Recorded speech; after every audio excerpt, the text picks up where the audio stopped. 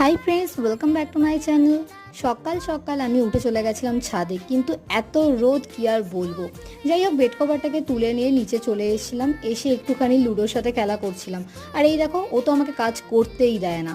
যাই হোক, তারপর ঘরটা একটু গুছিয়ে নিচ্ছিলাম, কারণ এবার না গোছালে মা ভীষণ বকা দিত।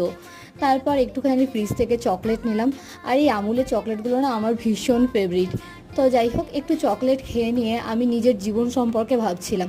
তোমরা দেখো আমার মুখের অবস্থাটা, মানে জাস্ট কমপ্লিটলি ডিপ্রেসড।